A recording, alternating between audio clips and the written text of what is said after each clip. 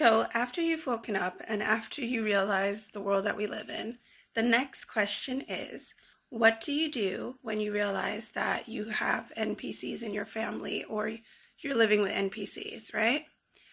So the dynamics of this can depend on the role that NPC plays in your family.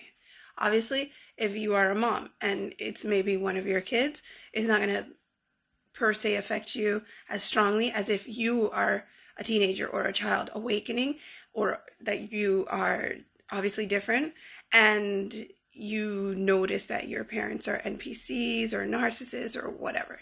So obviously, let's deal with the first one. If you are a parent and you notice that you have children that are young and they're a little bit like, follow the leader, they follow everything other people do, they're not really thinking for themselves, it's very easy to expose them to spirituality, to prayer and all of this, and who knows, they might develop a spark.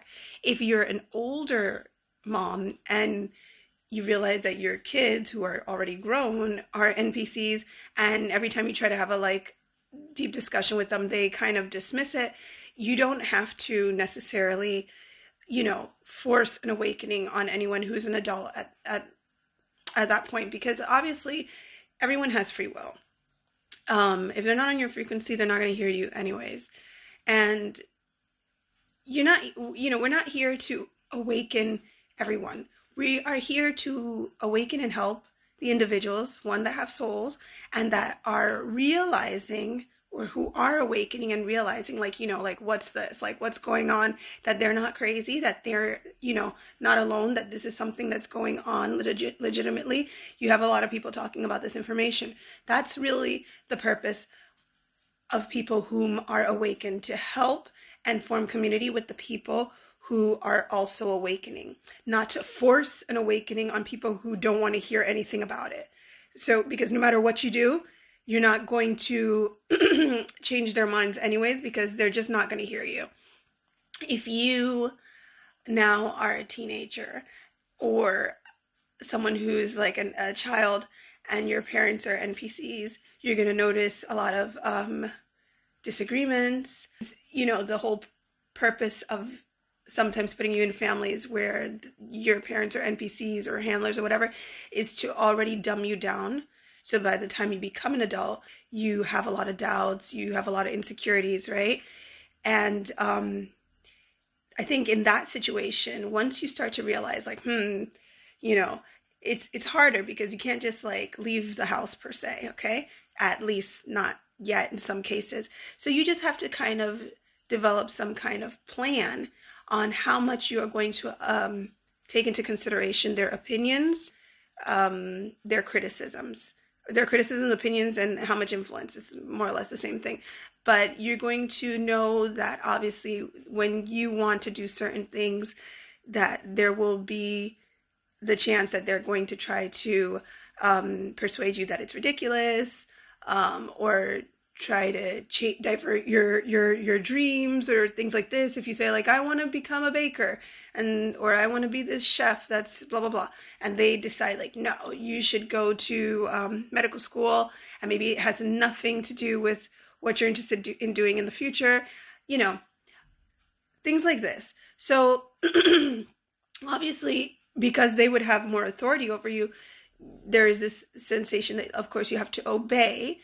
But at the same time, I think it's very important to develop some kind of strategy, one, to get out of there, but also to keep your dreams intact, so that no one crushes your dreams and no one tries to make you feel like you're undeserving of certain things, right? Then you have the other idea of maybe you realize that your spouse is an NPC. You're married to someone who now you just realize oh my goodness, they're here, they're the one that causes the drama, they're the ones that are causing me headache, etc., etc. In those situations, those are a little bit easier. Well, if you have children with them, it can be difficult, but in the general sense, you can get out of there. You can get them out of there, okay? I think it really just depends on how strong you are and, you know, how much spiritual growth you have, that you are not worried about what other people are going to say, etc., what other people think. Always doing things with strategy, because everyone's personal situation is different, but always making sure that your well-being is placed first. The first thing, common sense, before the, even if you have children, whatever, if you have a house together, the thing that matters the most is your mental health, your spiritual well-being. Okay. And another thing is also consider that, as I've mentioned before, NPCs are here supposedly, right, to provide those extra experiences, unless you're targeted, and then they're just there to kind of sometimes like sabotage.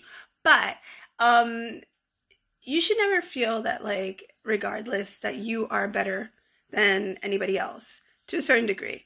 I mean, you can say whatever you want or think whatever you want in your head about them after, when you're in the street, or that they're doing things or saying things so you can overhear or to bother you. But you should always be polite, represent yourself as the son or daughter of God. So making sure that your light shines, okay? You don't let them pull you into their negativity. You should represent yourself well. So even if they're like saying this or that or teasing, whatever, regardless, it could be even the cashier at the supermarket. Just make sure, even if you overheard it, ignore it. Just say, okay, have a good day. That's it. And keep it moving. Okay? Because remember, they sometimes are doing these things obviously to have you react, so that they can like write you off as like something's wrong with you. So always keep your composure, be in control, and just try to exhibit basic civility, regardless if you realize that you're dealing with an NPC or not. Do not trust them, but try to demonstrate basic civility, just basic politeness, and that's it. Doesn't mean allowing them to pull you into things and feeling like you have to do certain things to appear polite. Obviously, no. You make sure that you're very stern. You don't have to say, let's say good morning to someone that you're not interested in saying good morning to. But if you want to be polite in certain exchanges when you're in the street, when you're dealing with them in some service places, whatever, just you block it out and just be the bigger person, and that's what makes you distinct from them anyways. But don't ever feel like you have to interact when you weren't going to interact with anyone that day, just so that you don't appear impolite, if you know what I mean. And basically that's all I really wanted to say. So don't mistreat anyone just because they're an NPC per se.